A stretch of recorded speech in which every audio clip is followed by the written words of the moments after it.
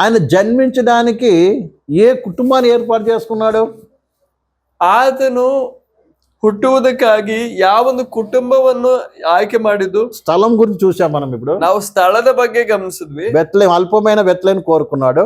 ಚಿಕ್ಕದಾದ ಬೆತ್ಲೆಹೇಮ್ ಗ್ರಾಮವನ್ನು ಆಯ್ಕೆ ಮಾಡಿಕೊಂಡನು. ఇప్పుడు ఏ కుటుంబాన్ని కోరుకున్నాడు? ಆ ಗ್ರಾಮದಲ್ಲಿ ಯಾವ ಕುಟುಂಬವನ್ನ ಆತನು ಆಯ್ಕೆ ಮಾಡಿಕೊಂಡಿದ್ದ? ఎవరు? యేసేపు మరియమ్మ. యోసేపు మరియ. ఎవరు వీళ్ళు? ಇವ್ರು ಯಾರು? ధనవంతులా? ಅವ್ರೇನ್ ಶ್ರೀಮಂತರ? కోటీశ్వర్లా? రాజులా? ఒక కార్పెంటర్. ಒಬ್ಬ ಬಡಿಗನ ಮನೆ. ఇప్పుడు మన తల్లిదండ్రులు కష్టజీవులు అనుకుందాం. ఇప్పుడు మన తల్లిదండ్రులే ఉండే కష్టపడి పనిచేసాం అనుకుందాం. ನಮ್ಮ ತಂದೆ ತಾಯಿಗಳು ತುಂಬಾ ಕಷ್ಟಪಟ್ಟಿರೋರು ಅಂತ ಅನ್ಕೊಂಡ್ವಿ. మనం ఏమనుకుంటాం? ನಾವೇನ್ ಅನ್ಕೊಳ್ತೀವಿ? ఇంట్లో ఎందుకు పుట్టాము, ಈ ಮನೆಯಲ್ಲಿ ಏನಕ್ಕೆ ನಾವು ಹುಟ್ಟಿದ್ವೋ, నేను అనుకున్నది ఏది, నాకు మంచి ఆహారం ఇవ్వట్లేదు, మంచి బట్టలు ఇవ్వట్లేదు, మంచి చదువు ఇవ్వలేదు అని చాలాసార్లు మన తల్లిదండ్రులు కూడా తిట్టుకొని ఉంటాం కూడా.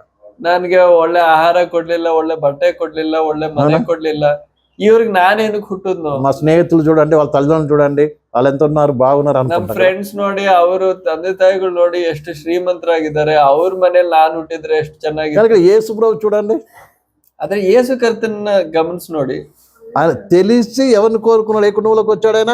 ಗೊತ್ತಿದ್ಕೊಂಡು ಯಾವ ಕುಟುಂಬವನ್ನ ಆಯ್ಕೆ ಮಾಡ್ಕೊಂಡು, ఒక బీద కష్టపడే కుటుంబంలో ఆయన జన్మించాడు. ತುಂಬಾ ಬಡತನದಲ್ಲಿ ಕಷ್ಟಪಡುವ ಒಂದು ಕುಟುಂಬವನ್ನ ಆಯ್ಕೆ ಮಾಡ್ಕೊಂಡನು. బలి అర్పించేటప్పుడు వాళ్ళ దగ్గర ధనం కూడా లేదు, పావుర పిల్లను బలిగా ఇచ్చారు యేసయ్య కొరకు. ಯಜ್ಞವನ್ನ ಅರ್ಪಣೆ ಮಾಡೋ ಸಮಯ ಬಂದಾಗ ಅವ್ರಿಗೆ ಕುರಿ ಮೇಕೆಗಳನ್ನ ಖರೀದಿ ಮಾಡೋ ಒಂದು ಸಾಮರ್ಥ್ಯವೆಲ್ಲ ಅವರು పక్షిಗಳನ್ನ అర్పణೆ ಮಾಡಿದ್ರು. ఎందుకంటే ఆ దినాల్లో వాళ్ళ స్తోమతను బట్టి ఆ యొక్క బలి అర్పణ అనేది ఇవ్వాలని దేవుని యొక్క ఆజ్ఞ.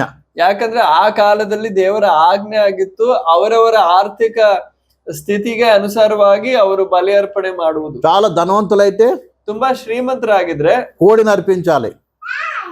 ఎద్దు, కోడి అంటే ఎద్దు. ಅಂದ್ರೆ దొడ్డ ధనవನ್ನ అర్పణೆ ಮಾಡ್ಬೇಕು. అది కూడా ఒకటి కాకుండా 2, 3 అట్లా కూడా అర్పించేవాళ్ళు. ಆದ್ರೆ ಶ್ರೀಮಂತರಾಗಿದ್ರೆ ಒಂದಲ್ಲ ಇನ್ನೂ ಹೆಚ್ಚಾಗಿ ಹೋರಿಗಳನ್ನ ಅರ್ಪಣೆ ಮಾಡ್ಬೋದು. అది మిడిల్ క్లాస్ అనుకుంటే ಅದಕ್ಕಿಂತ ಕೆಳಗೆ ಇರೋರು ಮಿಡಲ್ గొర్రె పిల్లలను బలిగా ఇవ్వాలి. ಅವರು ಕುರಿಗಳನ್ನ ಅರ್ಪಣೆ ಮಾಡ್ಬೋದು. బీదవాళ్ళు అయితే ತುಂಬಾ ಬಡವರಾಗಿದ್ರೆ పావుర పిల్లన గువ్వన బలి ఇవ్వాలి. ಅಂದ್ರೆ ಪಾರಿವಾಳ ಈ ತರ పక్షిಗಳನ್ನ బలి.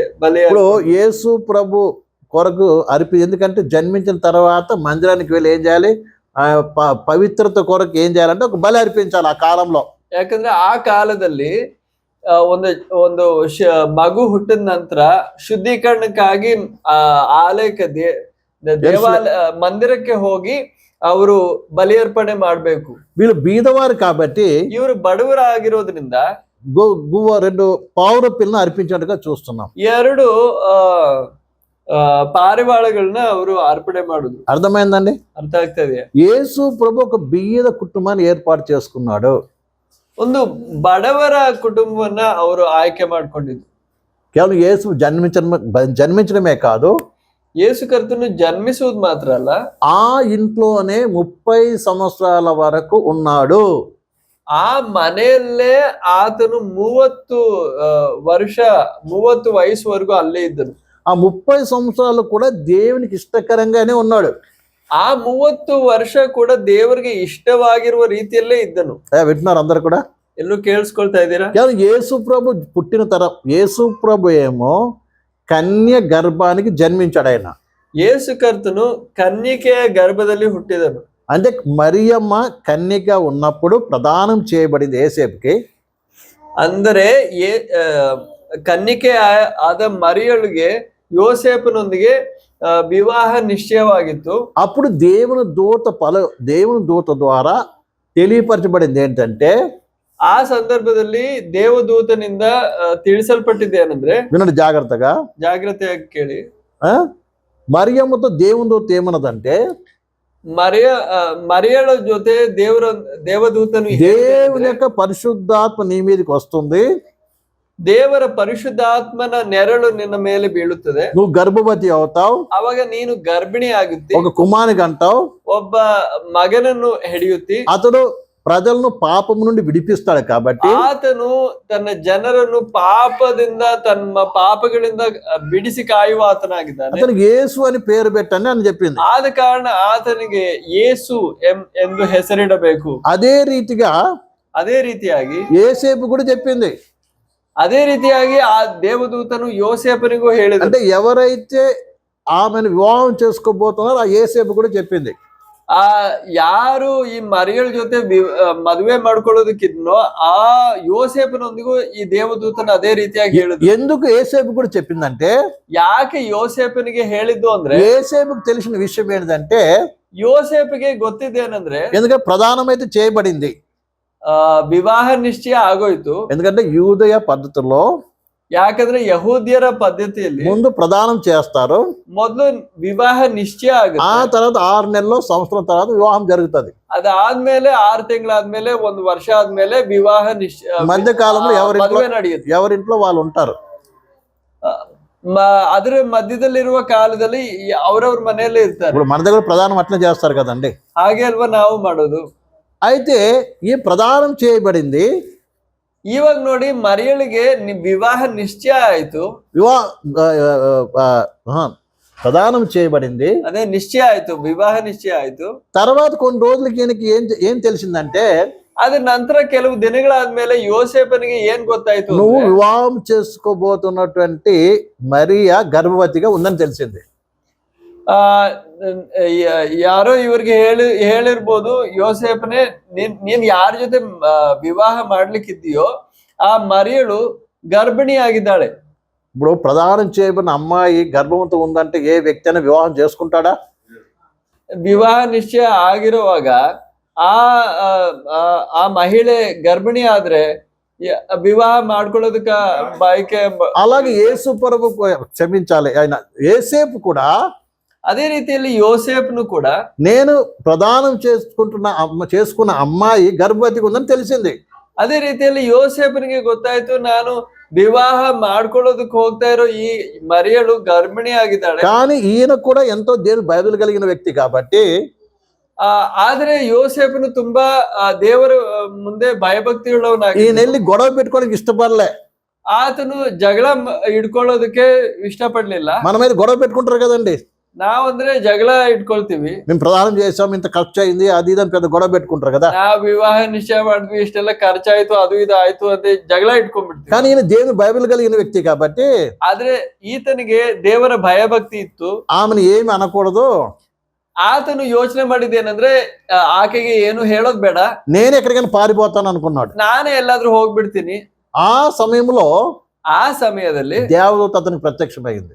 ದೇವದೂತನು ಪ್ರತ್ಯಕ್ಷನಾದನು. ఏ దేవదూత అయితే మరియము ప్రత్యక్షమైందో, ಯಾವ ದೇವದೂತನು మరియಳಿಗೆ అయితే ఈ చాలా ముఖ్యమైన మనం తెలుసుకోవాల్సింది, ತುಂಬಾ ಮುಖ್ಯವಾಗಿ ನಾವು ತಿಳ್ಕೊಳ್ಬೇಕಾಗಿರೋದು. అయితే ఈ యేసేపు కూడా ఏం చేస్తే ఎవరికి చెప్పకుండా మనమే వెళ్ళిపోదాం, ఆ తప్పేదో మన మీద రాని వెళ్ళిపోదాం అనుకున్నాడు. ಯಾರಿಗೂ ಹೇಳೋದ್ ಬೇಡ, ನಾನೇ ಹೋಗ್ಬಿಡ್ತೀನಿ, ఏ తప్పు నన్ ಮೇಲೆ ಬಂದ್ರು పర్వాగిల్ల, ನಾನು ಹೋಗ್ತೀನಿ ಅಂತ ಅನ್ಕೊಂಡಿದ್ದ. ఆ సమయంలో దేవుని దూత వచ్చి యేసేపుతో చెప్పింది. ಆ ಸಮಯದಲ್ಲಿ ದೇವದೂತನು ಬಂದು ಯೋಸೇಫನೊಂದಿಗೆ ಹೇಳಿದ್ವಿ, నా కుమారుని యేసేపు, ఓ ಯೋಸೇಫನೇ,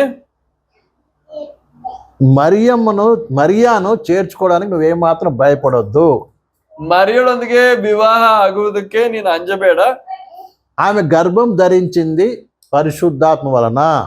ಆಕೆ ಗರ್ಭಿಣಿ ಆಗಿದ್ದು ಪರಿಶುದ್ಧ ಆತ್ಮನ ಮೂಲಕವಾಗಿ. ఆమె ఏ తప్పు చేయలేదు, ಆಕೆ ಯಾವ ತಪ್ಪು ಮಾಡಿಲ್ಲ. కాబట్టి ఆమె కుమారుని కంటాది.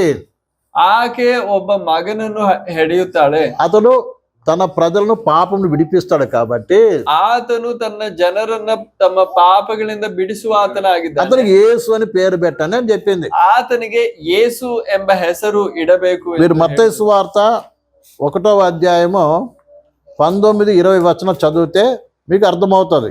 మತ್ತಾయ 1ನೇ ಅಧ್ಯಾಯದಲ್ಲಿ రాసుకోండి, తర్వాత చదువుకోండి, ఎందుకంటే సమయం లేవు కానీ ముందుకు వెళ్ళిపోతాను. ಸಮಯ ಇಲ್ಲದೆ ಇರೋ ಕಾರಣ ನಾವು ಮುಂದೆ ಹೋಗ್ತೀವಿ. మత్తయి సువార్త ಮತ್ತಾಯ 1ನೇ ಅಧ್ಯಾಯ 21ನೇ ವಾಕ್ಯದ ಮುಂದೆ ఎంత నుంచి 18ರಿಂದ ನೀವು ಓದಿದ್ರೆ ಆ ಪೂರ್ತಿ ಸಂದರ್ಭ ನೀವು ಗಮನಿಸ್ತೀರಾ. ಮತ್ತಾಯ 1ನೇ ಅಧ್ಯಾಯ 18ರಿಂದ 25ನೇ ವಾಕ್ಯದ. అలాగే లూకా సువార్త 1వ అధ్యాయము ಅದೇ ರೀತಿಯಲ್ಲಿ ಲೂಕನು ಬರೆದ ಸುವಾರ್ತೆಯಲ್ಲಿ 1ನೇ ಅಧ್ಯಾಯ 1వ అధ్యాయము 26 నుంచి 26ನೇ ವಾಕ್ಯದಿಂದ 35 వరకు 35ನೇ ವಾಕ್ಯದವರೆಗೂ.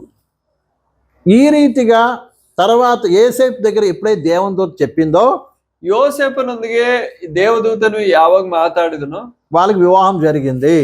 ಅವರು ಮದುವೆ ಮಾಡ್ಕೊಂಡ್ರು. అయితే యేసు ప్రభు జన్మించే వరకు వారికి ఎలాంటి శరీర సంబంధమైన సంబంధాలు ఎలాంటి లేదు. ಆದ್ರೆ ಯೇಸು ಕರ್ತನು ಹುಟ್ಟುವವರೆಗೂ ಅವರ ಮಧ್ಯದಲ್ಲಿ ಶಾರೀರಿಕ ಸಂಬಂಧವಿರ್ಲಿಲ್ಲ. నా మాట అర్థమైందండి? ಅರ್ಥ ಆಗ್ತದೆಯಾ? వారిద్దరికి ఎలాంటి శరీర సంబంధము లేదు. ಅವ್ರಿಗೆ ಯಾವ ರೀತಿಯಾದ ಶರೀರ ಸಂಬಂಧನೂ ಇಲ್ಲ. ఆ రీతిగా ప్రభువైన యేసుక్రీస్తు పుట్టాడు. ಆ ರೀತಿಯಾಗಿ ಯೇಸು ಕರ್ತನು ಹುಟ್ಟಿದ್ದು. అందుకే ఆయన పరిశుద్ధుడు.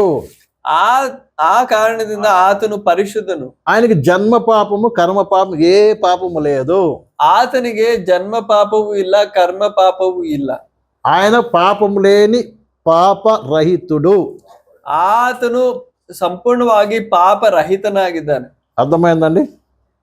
అయితే ఆ తర్వాత ಆದ್ರೆ ಅದರ ನಂತರ యేసేపు మరియములు అందరిలాగా కుటుంబ జీవితాన్ని కొనసాగించారు.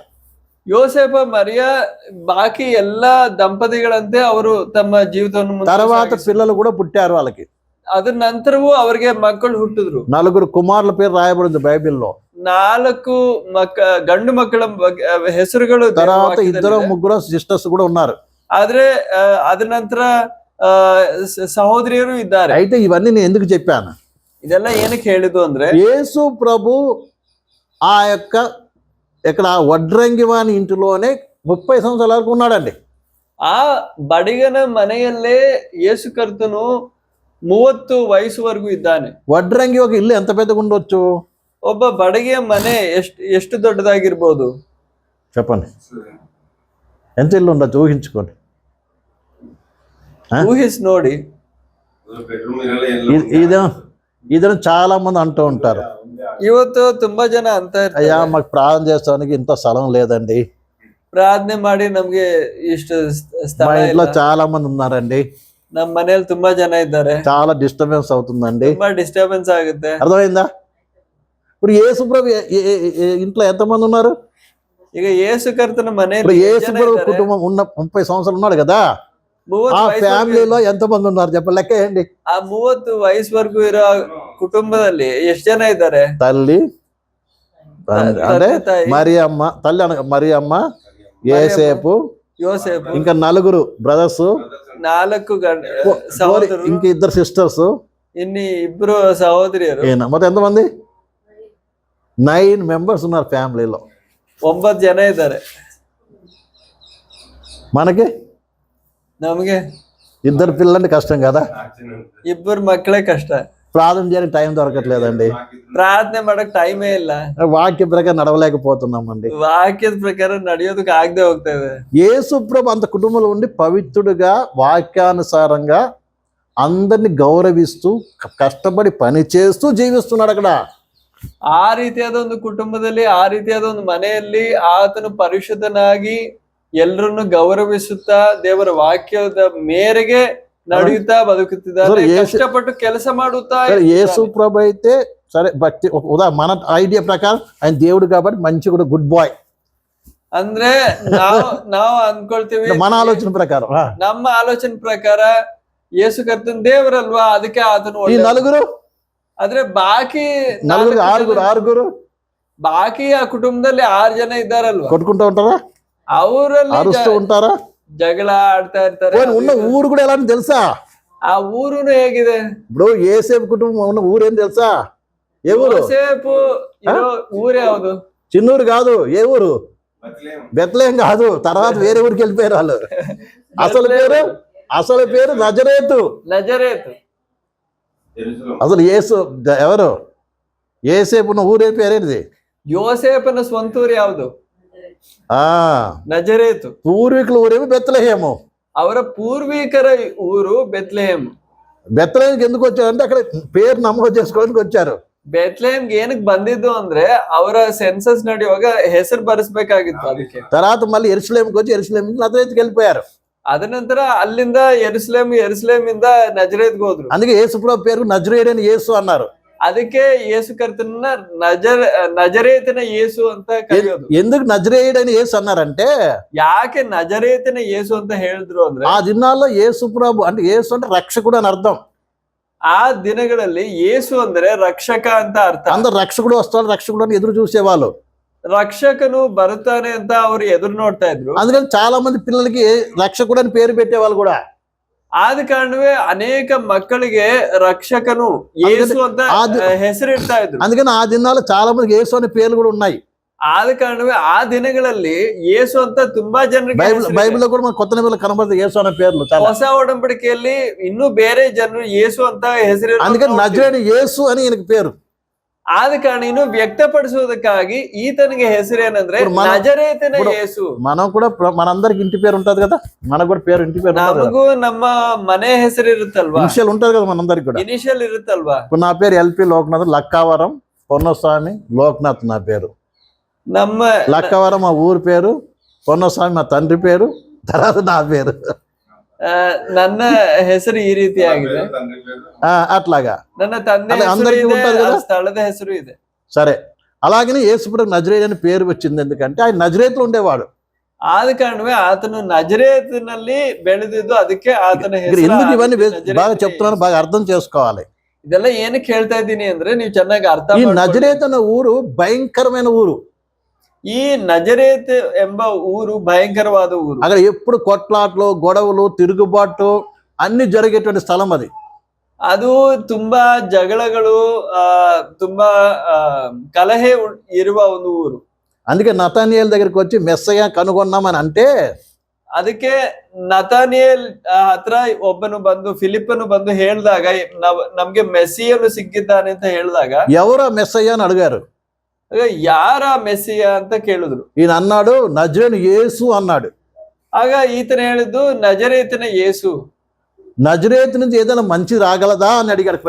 ಆವಾಗ ನತನಿಯಲ್ ಹೇಳಿದೆ ಏನಂದ್ರೆ నజరేతింದ ಏನಾದ್ರು ಒಳ್ಳೇದು ಯಾವತ್ತಾದ್ರೂ ಬರುತ್ತಾ అంటే మంచిది అన్నది అంటే ఎవరు మంచోలే కాదని అర్థం.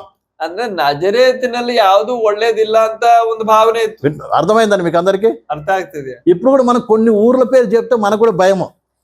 ಇವಾಗ್ಲೂ ಕೂಡ ಕೆಲವು ಊರುಗಳ ಹೆಸರು ಹೇಳಿದ್ರೆ ನಮ್ಗೆ ಭಯ.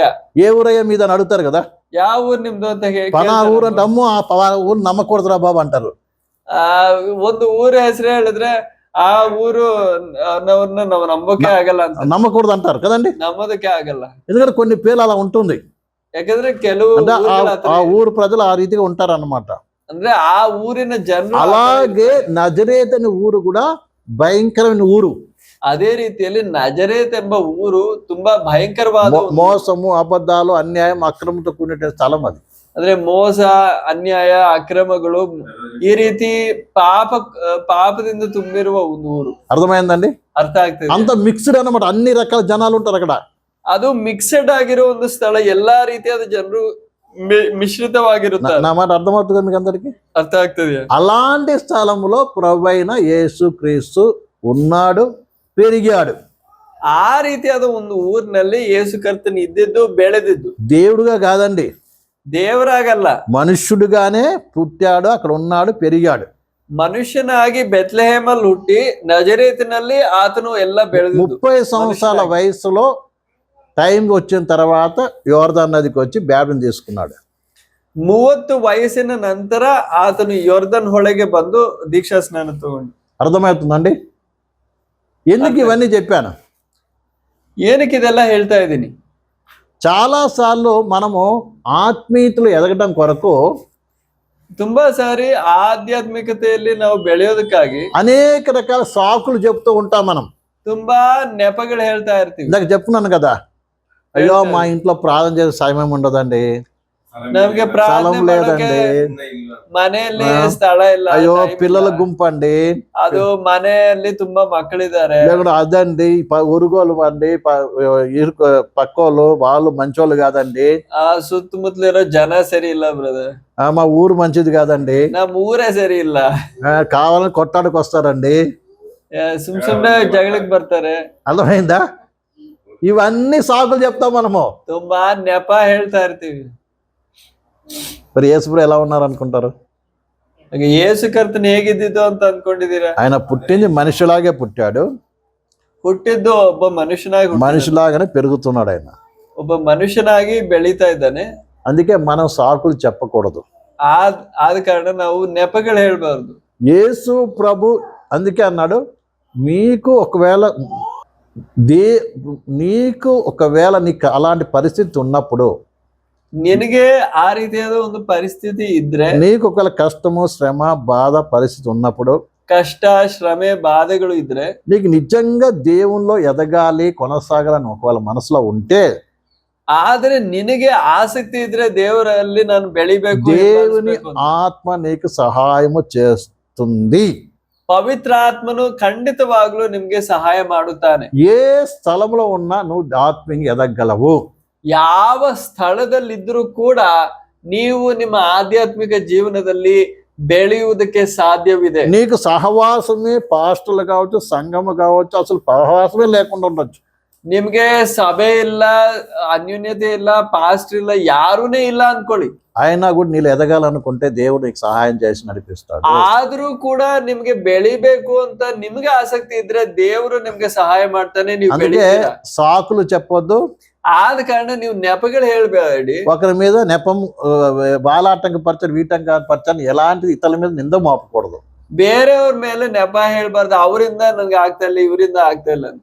నేను ఒకరి వల్ల నేను చెడిపోయానని కూడా అనకూడదు. ಯಾರು ಕೂಡ ಇವರಿಂದ ನಾನ್ ಕೆಟ್ಟೋದೆ ಅಂತ ಹೇಳ್ಬಾರ್ದು. మరి అర్థమైందండి? ಅರ್ಥ ಆಗ್ತದ್ಯಾ? ఇప్పుడు యేసుడు బ్యాన్ చేసుకున్నప్పుడు పరలోకముని స్వరం ఏమి వినబడింది తెలుసా? ಯೇಸು ಕರ್ತನು ಯರ್ದನ್ ಹೊಳೆಯಲ್ಲಿ ದೀಕ್ಷಾ ಸ್ನಾನ ತಗೊಳ್ಳುವಾಗ ಸ್ವರ್ಗದಿಂದ ಆಕಾಶವಾಣಿ ಆಗಿದ್ದೇನು, ఈయన నా ప్రియ కుమారుడు ఈయనందు ఆనందించుచున్నాను అన్నాడు. ಈತನು ನನ್ನ ಪ್ರಿಯ ಕುಮಾರನು, ಈತನಲ್ಲಿ ನಾನು ಮೆಚ್ಚಿದ್ದೇನೆ. అంటే బ్యాడ్ తీసుకున్నందుకు కాదు, ಅಂದ್ರೆ ದೀಕ್ಷಾ ಸ್ನಾನ ತಗೊಳ್ಳೋದ್ರಿಂದ ಅಲ್ಲ, దాంతో ఆయన జీవితం కంప్లీట్ అయ్యింది.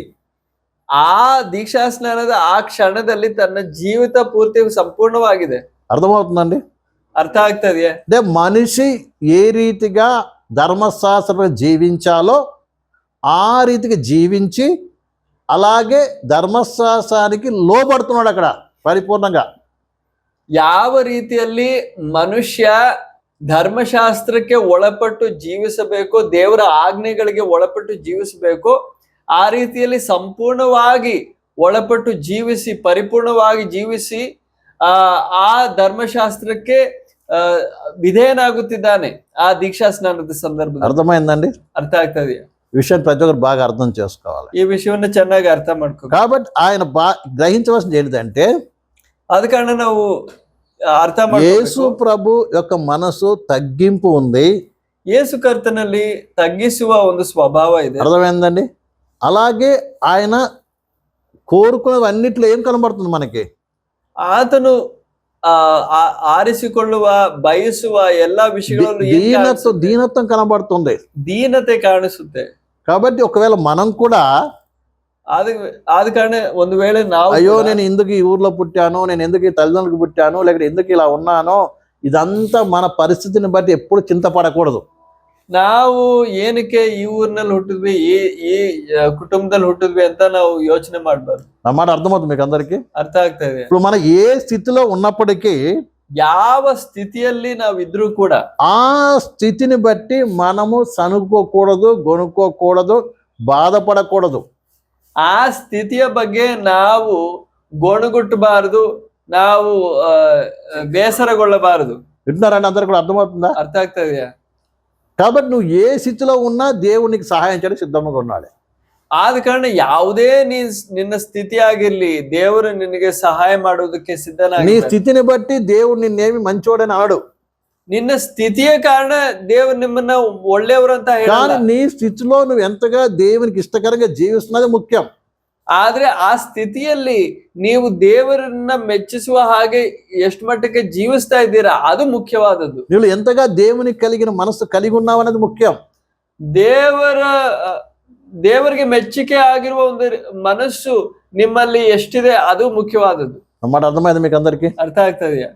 కాబట్టి యేసు ప్రభు మనసు ఏంటిదంటే ಯೇಸು ಕರ್ತನ ಮನಸ್ಸು ಎಂತದಂದ್ರೆ తగ్గింపు వాటి అందు మనసు. ದೀನರ ಸಂಗಡ ಇರುವ ಒಂದು ಮನಸ್ಸು, ತಗ್ಗಿಸಿಕೊಳ್ಳುವ ಮನಸ್ಸು. ఏ స్థితిలో ఉన్నా ఇంకోటి కోరుకొని ఇష్టపడి వచ్చి దేవుడు ఆ రీతిగా జీవించడం నేర్పించాడు. ಯಾವ ಸ್ಥಿತಿಯಲ್ಲಿದ್ರೂ ಕೂಡ ನಾವು ತೃಪ್ತಿಯಿಂದ ಇರ್ಬೇಕು. ದೇವರು ಅರಿತು ಕೋರಿಕೆ ಮಾಡಿಕೊಂಡು ಆರಿಸಿರುವ ಆ ಸ್ಥಳವಾಗಿದೆ, ఆ కుటుంబವಾಗಿದೆ, దీనವಾದ ಒಂದು ಅವಸ್ಥೆ. ఇక్కడ యేసు ప్రభు బాగా జాగ్రత్తగా వినండి. యేసు ప్రభు తానే ఏం చేశాడు? అల్పమైన గ్రామాన్ని కోరుకున్నాడు, అలాగే బీదవారైన కుటుంబాన్ని కోరుకున్నాడు. అలాగే ఆ పెద్ద కుటుంబంలో ఆయన జీవించడం ద్వారా మనకి ఏం నేర్పిస్తున్నాడంటే, మీరు ఏ స్థితిలో ఒకవేళ ఇలాంటి పరిస్థితిలో ఉన్నా కూడా మీరు భయపడొద్దు, దిగులు పడొద్దు, చింతపడొద్దు, దుఃఖపడొద్దు, సనుక్కోవద్దు, గొనుక్కోవద్దు. నేను మీ కొరకే ఆ స్థితిని అంతా అనుభవించాను అని చెప్తున్నాడు అక్కడ. ಯೇಸು ಕರ್ತನು ಗೊತ್ತಿದ್ದುಕೊಂಡು ತಾನು ಹುಟ್ಟುವುದಕ್ಕಾಗಿ ಒಂದು ಚಿಕ್ಕ ಗ್ರಾಮವನ್ನು ಆರಿಸಿಕೊಂಡನು, ಆ ಒಂದು ಬಡವರಾದ ಆ ಕುಟುಂಬವನ್ನು ಆರಿಸಿಕೊಂಡನು, ಆ ನಜರೇತ್ ಎಂಬ ಊರನ್ನ ಆರಿಸಿಕೊಂಡನು. ಅಷ್ಟು ಜನ ಸದಸ್ಯರಿರುವ ಒಂದು ಕುಟುಂಬವನ್ನು ಆರಿಸಿಕೊಂಡು ಆತನು ನಮಗೆ ತಿಳಿಸೋದಕ್ಕೆ ಬಯಸೋ ವಿಷಯ ಏನಂದ್ರೆ, ನೀವು ಈ ತರ ಒಂದು ಅವಸ್ಥೆಯಲ್ಲಿದ್ರೆ ನೀವು ಗೊಣಗುಟ್ಟಬೇಡಿ, ನೀವು ಬೇಸರಗೊಳ್ಳಬೇಡಿ, ನಿಮಗೋಸ್ಕರವೇ ಇದನ್ನೆಲ್ಲ ನಾನು ಅನುಭವಿಸಿದೆ, ಇದನ್ನೆಲ್ಲ ನೀವು ಅನುಭವಿಸಿ ನೀವು ಜೀವಿಸಬಹುದು. నీవు నా కొరకు జీవించాలని నేను నీకు సహాయం చేస్తాను. ನೀವು ನನಗೋಸ್ಕರ ಜೀವಿಸೋದಕ್ಕೆ ಬಯಸಿದರೆ ನಾನು ನಿಮ್ಗೆ ಸಹಾಯ ಮಾಡುತ್ತೇನೆ. 2 వచనాలు చదివి నేను ముగిస్తాను. ಇನ್ನೆರಡು ವಾಕ್ಯ ಭಾಗಗಳನ್ನ ನಾವು ఎబ్రీ రాసిన పత్రిక ಇಬ್ರಿಯರಿಗೆ ಬರೆದ ಪತ್ರಿಕೆ 2వ అధ్యాయము 2ನೇ ಅಧ್ಯಾಯ 18వ వచనం. తాను శోధింపబడి శ్రమ పొందిన గనక శోధింపబడు వారికి సహాయం చేయగలవాడై ఉన్నాడు.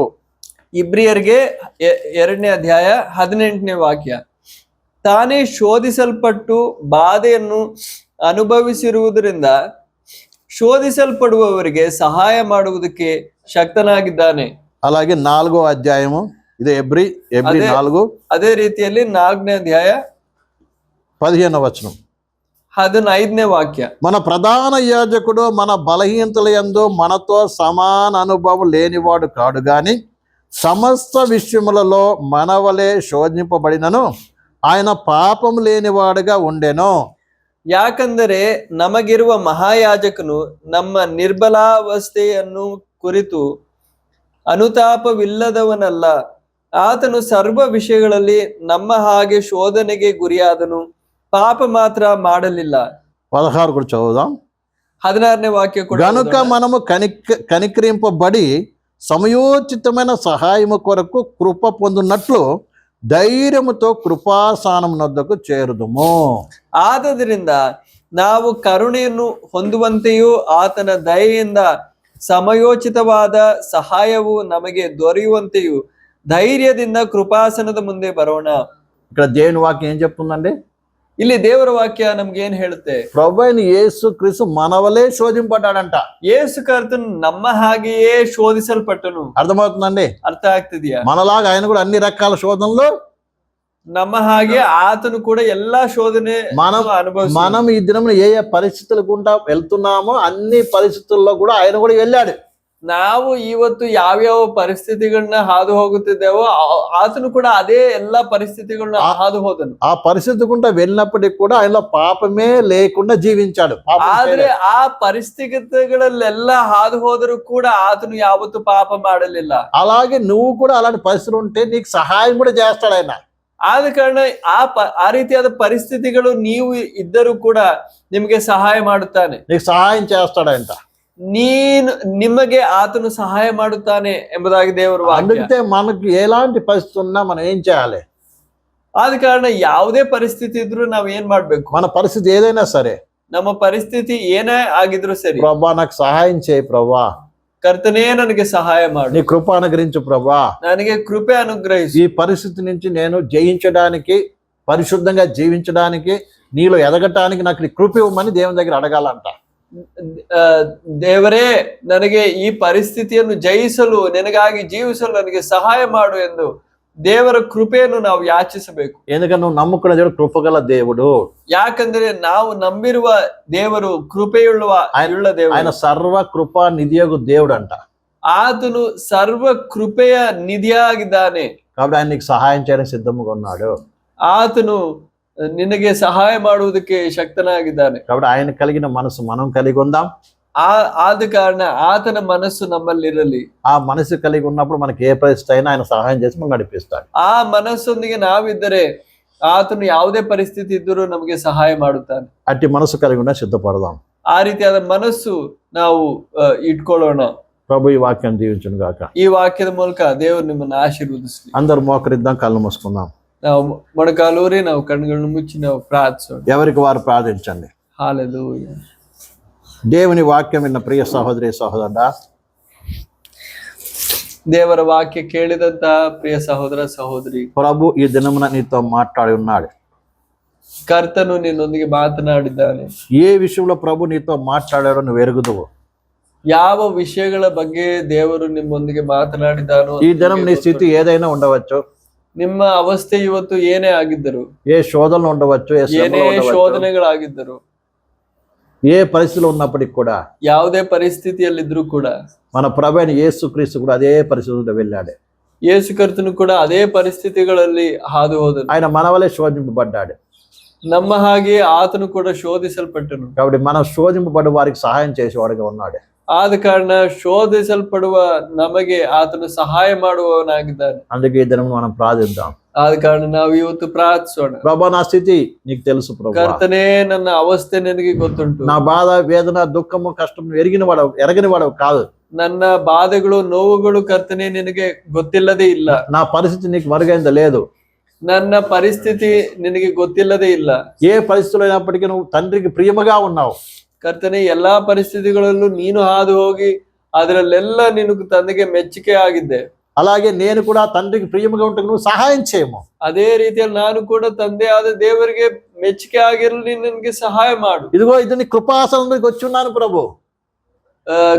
ಇಗೋ ಕರ್ತನೇ, ನಾನು ನಿನ್ನ ಕೃಪಾಸನದ ಬಳಿ ಬರುತ್ತೇನೆ. నీ కృప అనుగ్రహించయ్యా. ನಿನ್ನ ಕೃಪೆಯನ್ನು ನನಗೆ నన్ను బలపరచయ్యా. నన్ను బలపడిసు. నాకు సహాయం చేసయ్యా. ನನಗೆ ಸಹಾಯ ಮಾಡು ಕರ್ತನೇ. అయ్యా నీ మనసు నాకు ఇవ్వు ప్రభు. ನಿನ್ನ ಮನಸ್ಸನ್ನು ನನಗೆ ದಯಪಾಲಿಸು. హల్లెలూయా. నీ మనసు కలిగి నీ సేవించడానికి సహాయం చేయి. ನಿನ್ನ ಮನಸ್ಸೊಂದಿಗೆ ನಾನು ಸೇವಿಸಲು ಸಹಾಯ ಮಾಡು. అలా సనుగుడు, గొనుగుడు, కోపము, పగ, ద్వేషం ఏదైనా తీసేయి ప్రభా.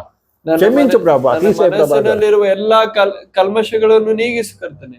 హల్లెలూయా. ప్రార్థన చేయండి ప్రతి ఒక్కరు. ಪ್ರಾರ್ಥಿಸೋಣ. ಹಲ್ಲೆಲೂಯಾ. ఎవరికి అనుమానం పెట్ట కల్వారి సిలువను చూస్తూ మొర పెట్టండి. ನಾವು ಕಲ್ವಾರಿ ಶಿಲುಬೆಯನ್ನು ದರ್ಶಿಸುತ್ತಾ ನಾವು ಮೊರೆ ಇಡೋಣ. ಹಲ್ಲೆಲೂಯಾ. ದೇವರೇ ನಮ್ಮನ್ನು ಶುದ್ಧೀಕರಿಸು. ನಮ್ಮ ప్రార్థన చేసుకుందాం. ಪ್ರಾರ್ಥಿಸೋಣ. స్తోత్రం మహోన్నతుడైన తండ్రి, మహాపరిశుద్ధుడా, మహోన్నతనాದ దేవరే నిನಗೆ ಸ್ತೋತ್ರ.